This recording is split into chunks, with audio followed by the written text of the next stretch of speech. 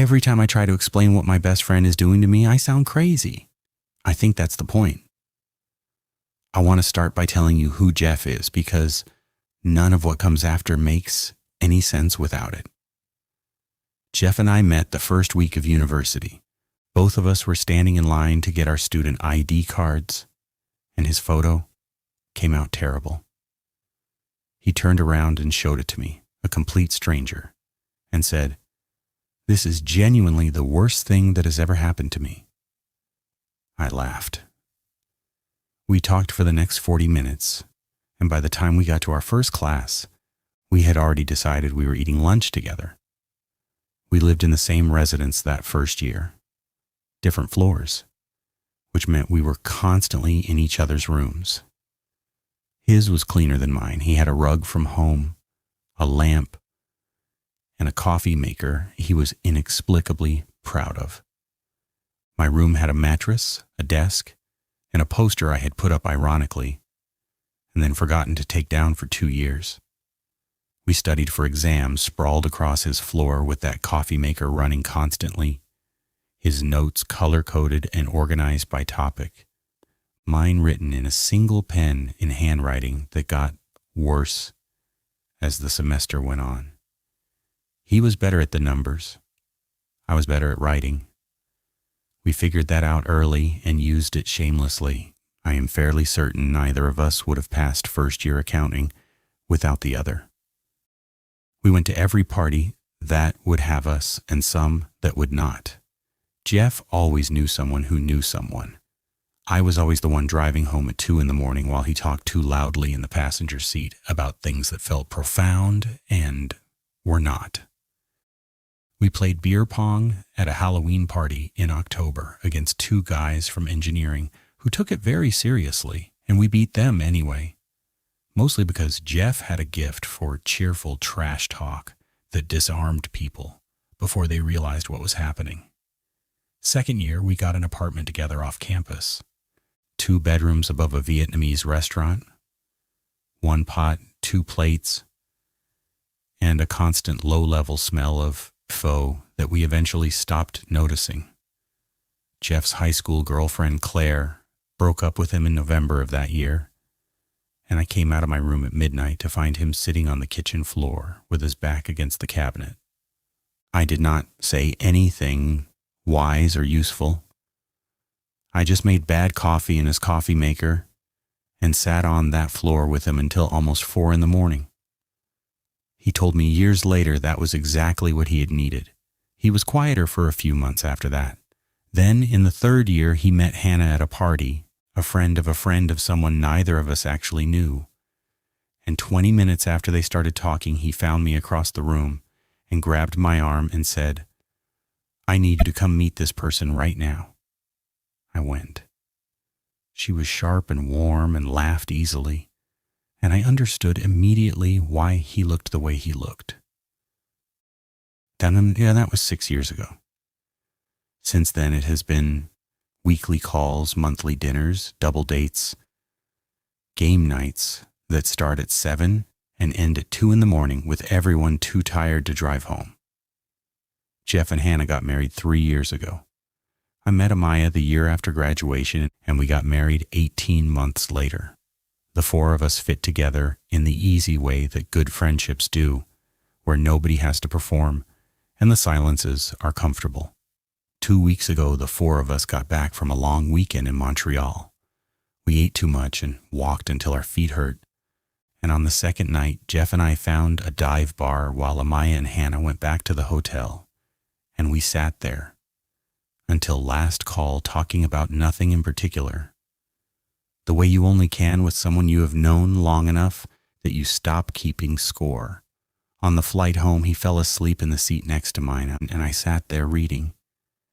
And somewhere over the highway, it occurred to me that I could not picture my adult life without him in it. I need you to hold on to that because I'm about to describe things that are going to make Jeff sound like a monster.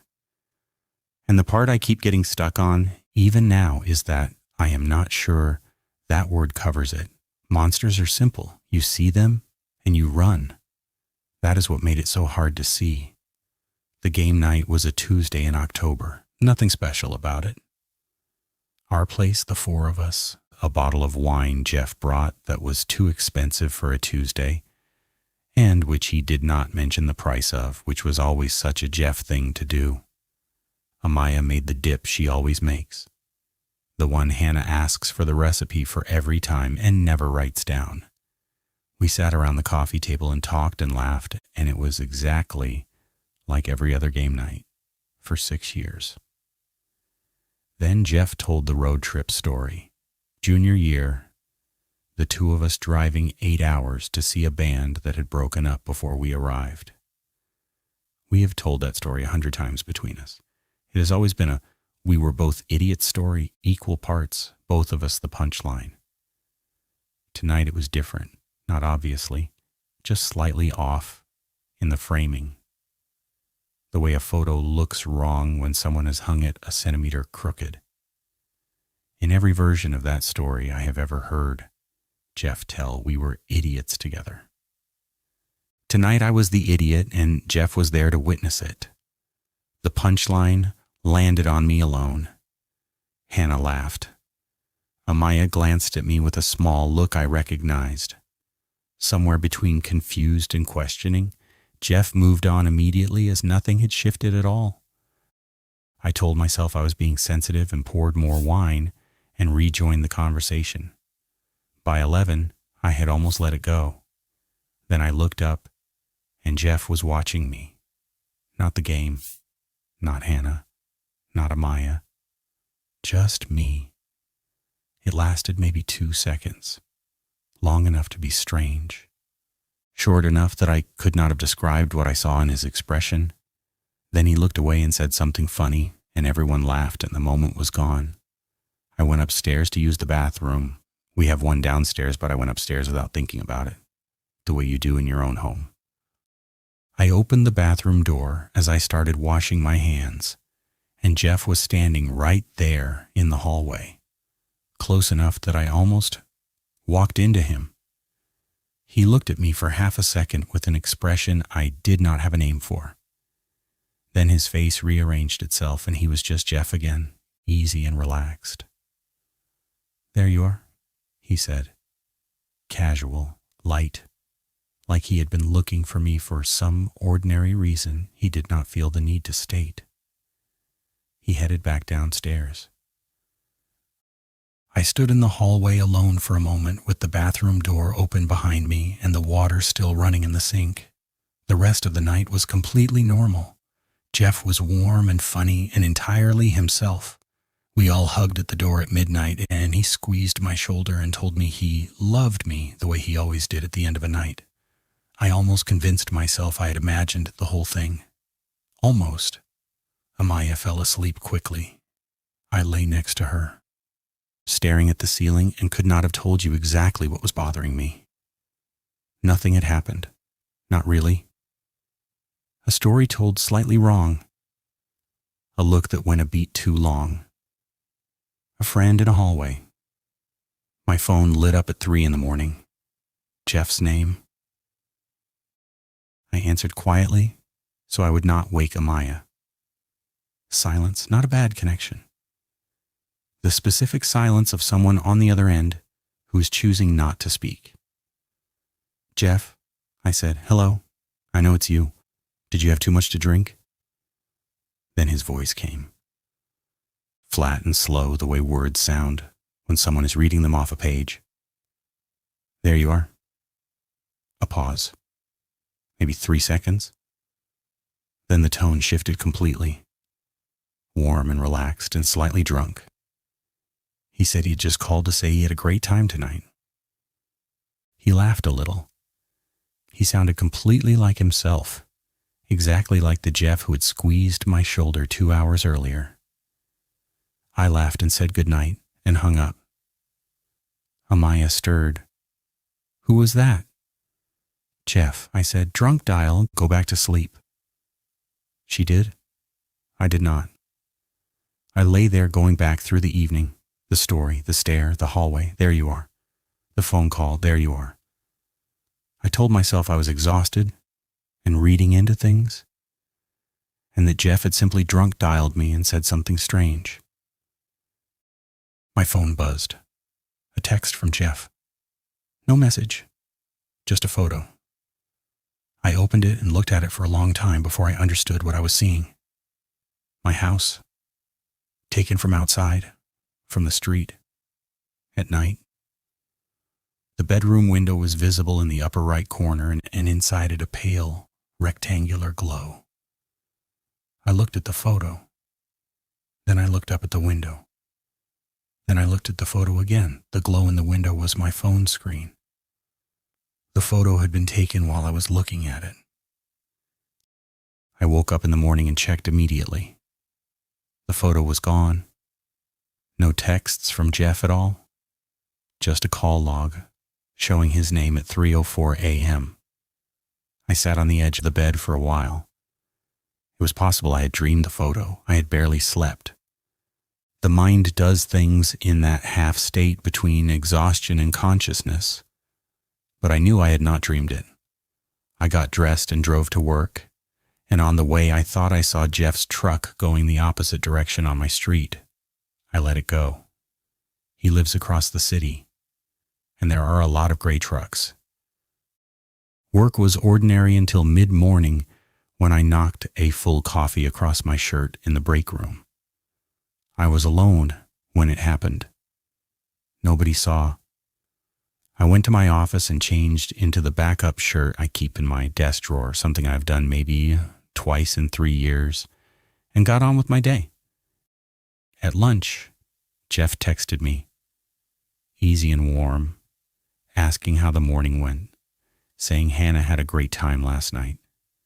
I read it 3 times looking for something off and found nothing.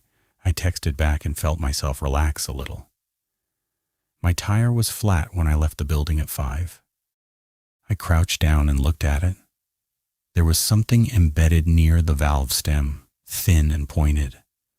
I could not tell exactly what it was.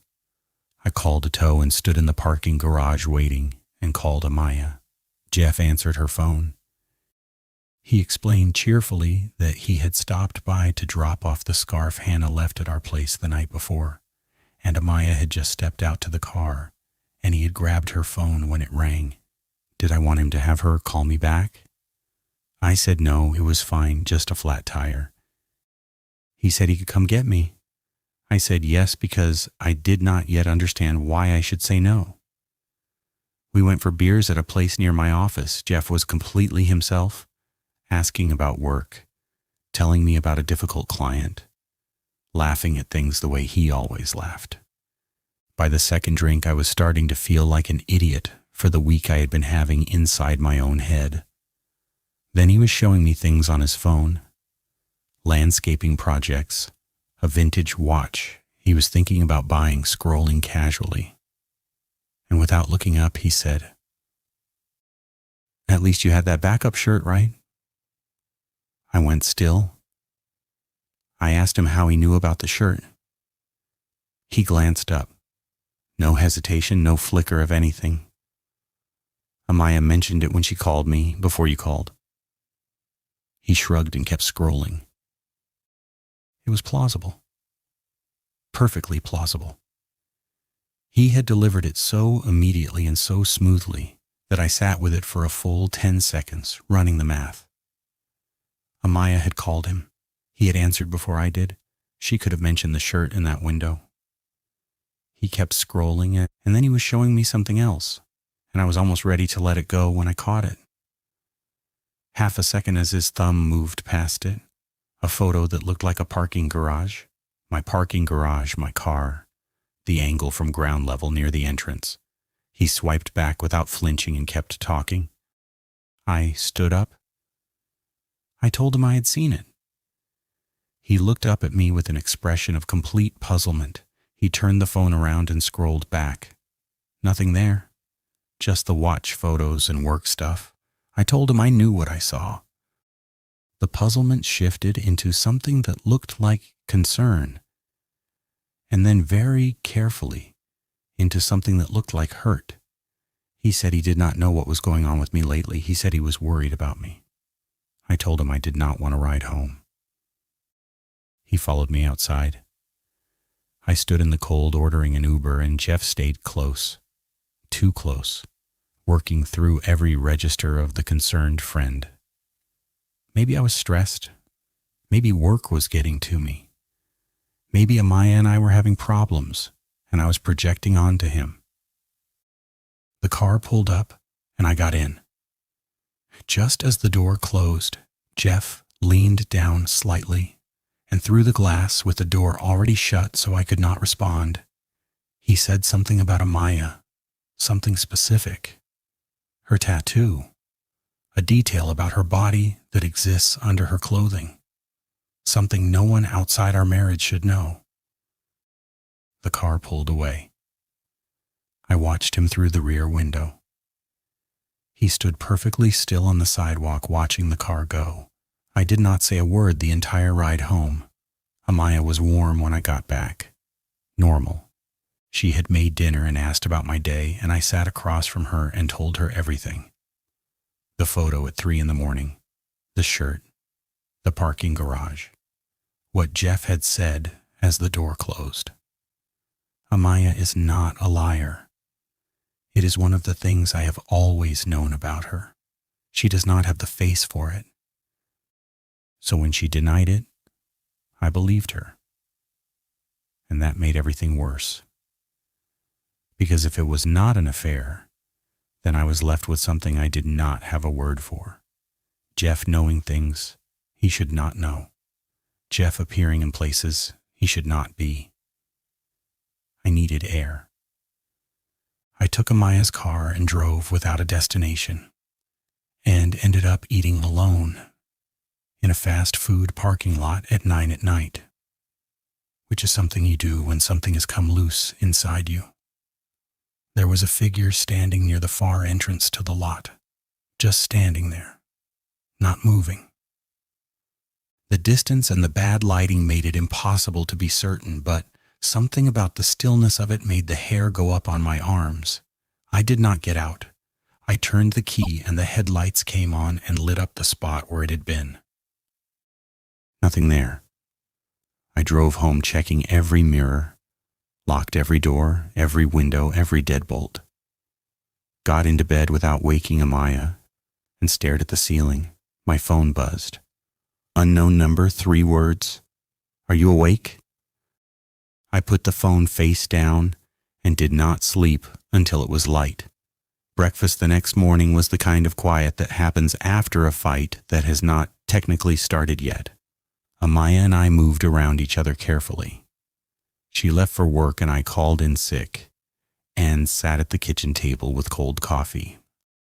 I arranged for the tire to get looked at and then called Hannah, keeping it friendly, just checking in, listening for anything underneath the surface of her voice. She was warm and easy. She asked about Amaya. Mentioned they should do another game night soon, said Jeff had told her I seemed a bit stressed lately, and she hoped everything was okay. I said everything was fine. At the tire shop, the mechanic came out holding something between his fingers. A garden spade tip, narrow and sharp, the kind that breaks off from a small hand tool. Odd, he said, but these things happen. I opened my phone and saw that Jeff had posted to his Instagram story 20 minutes ago. Jeff in his backyard, smiling at something off camera, a garden spade in his hand. I sat there looking at it until the mechanic came back with my keys. Then I got into Amaya's car. The smell hit me before I even closed the door. Dior Sauvage, Jeff's cologne. I know that smell the way you know a smell that has been in your life for years. It was not a trace of it. It was recent and strong, the way a smell is when the person wearing it has not been gone long. I sat in that parking lot with the garden spade and the cologne occupying the same morning, and understood that I was done trying to talk myself out of it. I drove to Jeff and Hannah's. My body knew the route without thinking. Something was off about the house when I pulled up. Nothing dramatic. The curtains were drawn in the middle of the day. There was a chair visible through the front window that I did not remember being there before. A feeling like a place that has been rearranged in a hurry. Hannah answered the door, and for just a moment before her expression settled, I saw something on her face that I can only describe as alarm. Then it smoothed over. She was warm and stepping back to let me in and asking if I wanted tea. I said yes. The living room felt slightly wrong, the same way the outside had, like a room assembled by someone working from memory rather than habit. I was looking around, trying to identify the specific thing that was off, when I noticed a framed photo on the wall near the bookcase that had not been there before. I walked toward it.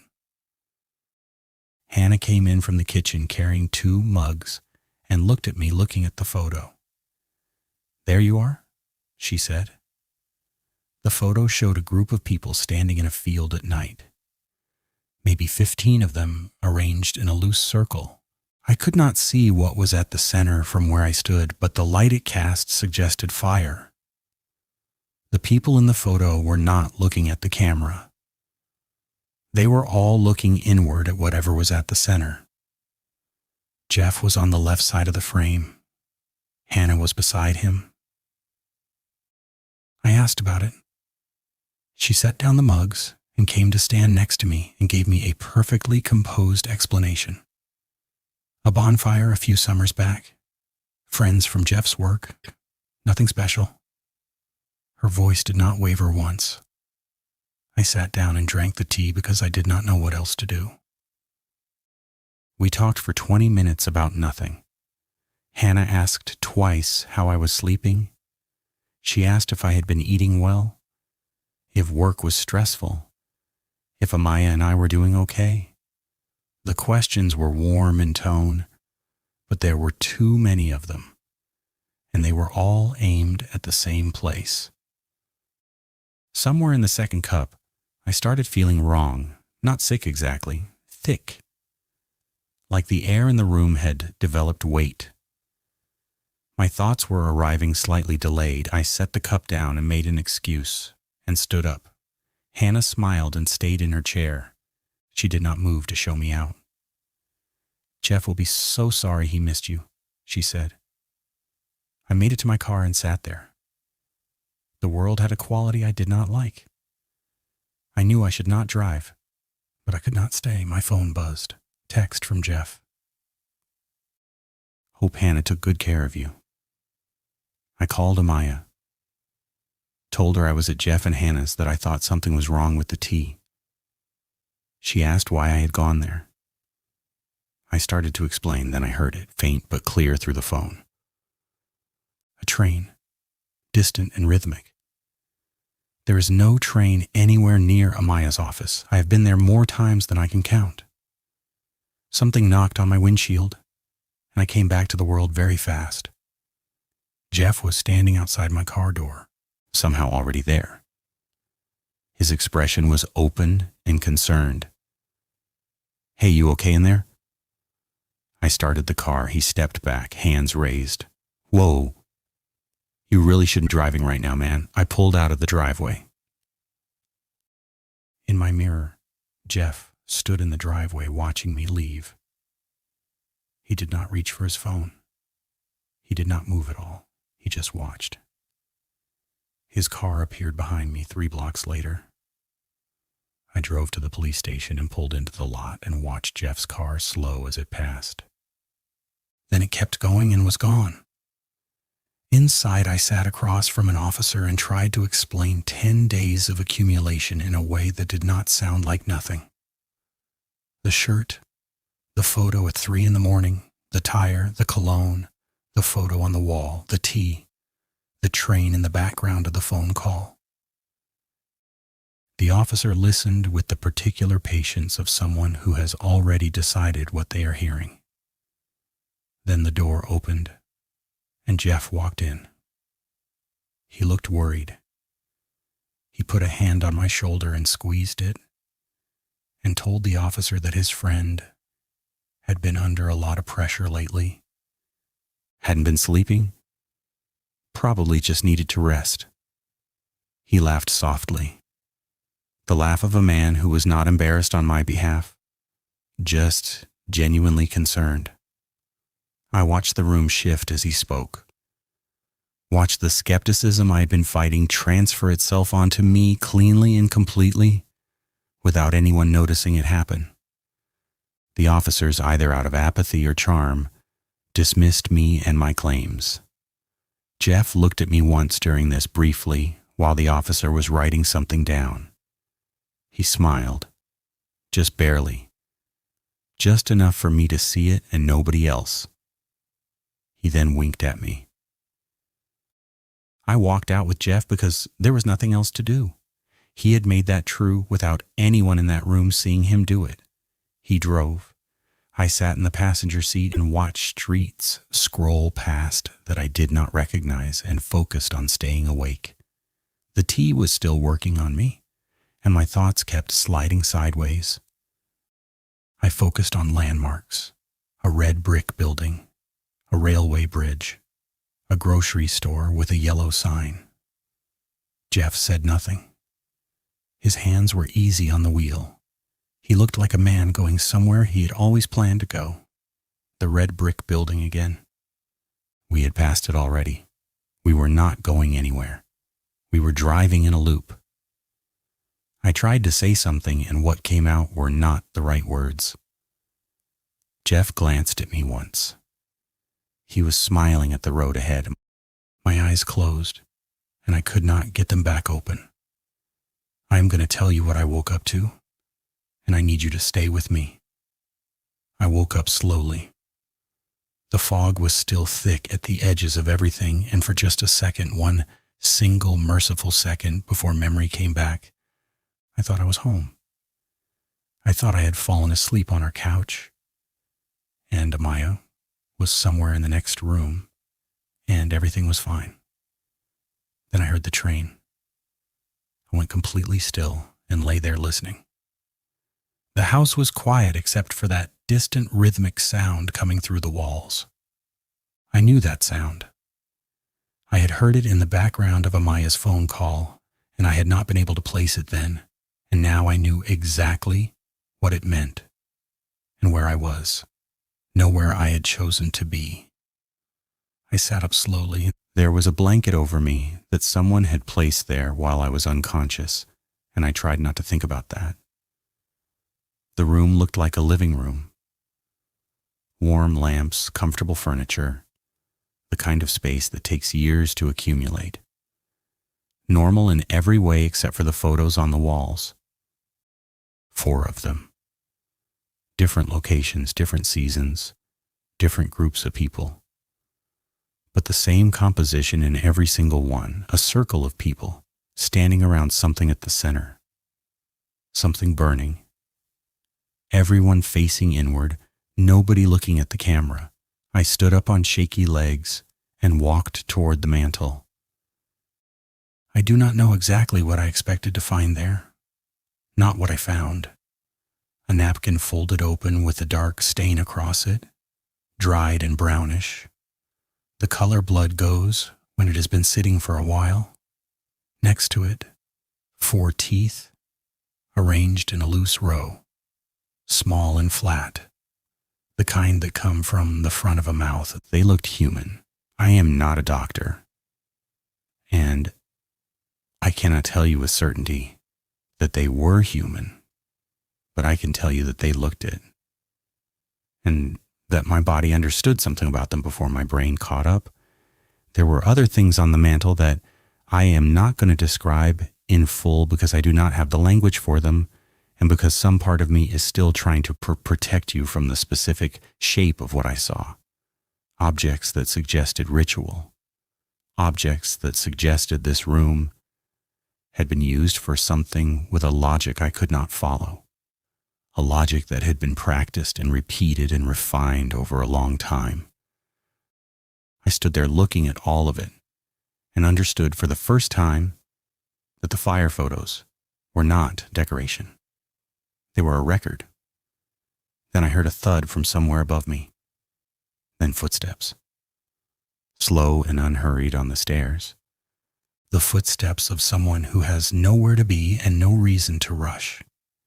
I turned around and Jeff came down into the room and stopped at the bottom of the stairs and looked at me. He did not say anything. He just smiled. Not the careful version. Not the controlled warmth I had been watching for 6 years. The smile he used at parties and game nights and police stations. This was wider than that and more patient. The smile of something that has been kept in a smaller space than it needed and has finally been allowed to take up its actual size. I asked him where we were. He said nothing. I asked him what this was. I asked him what was on the mantle. I asked him what was in the photos. My voice was getting louder, and I could hear it happening, and I could not stop it. I asked him how long had he been planning this? How long had he known? What had I done? What did he want from me? Jeff stood at the bottom of the stairs with his hands loose at his sides and watched me the way you watch something you have been waiting a long time to see. Then he spoke. His voice was calm and almost gentle. He said that I did not need to be afraid. He said that what was happening was not something being done to me, but something being done for me. He said that the people in the photos had all felt what I was feeling right now, and that every single one of them had come to understand in time that they had been chosen for something larger than themselves. He used a word I did not recognize, a name, something that sounded almost like a title, and the way he said it made clear that whatever or whoever it referred to was the axis around which everything else turned. The fires, the photos, the teeth on the mantle, all of it in service of something I was only now being introduced to. He said it like he was offering me something. I backed away from him until I felt the wall behind me. Then I heard Amaya's voice. "Baby?" It came from across the room, from a door that was open just a crack. And even in that single word, something was wrong with the sound of her. Not wrong the way a bad phone connection is wrong.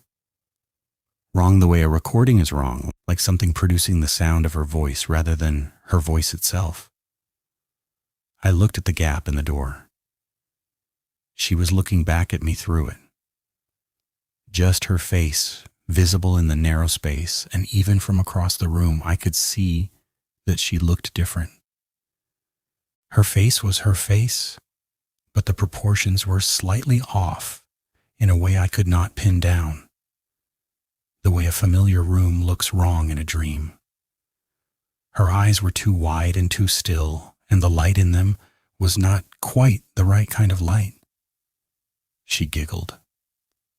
It was her giggle, the one I had heard 1,000 times, but arriving now from somewhere slightly outside where it should have been, like an echo of itself. Then she said, "There you are." She pushed the door open a little wider and looked at me with that too wide expression and beckoned slowly with one hand, gesturing down toward whatever was below her, toward the basement. Then she leaned close to the gap and said something else, something quiet, something that had the rhythm of words without quite resolving into them from where I was standing. A phrase or a sentence or something older than either of those things, said under her breath like a response in a call and response she had been practicing for a long time. I did not move toward her. I do not think I was breathing.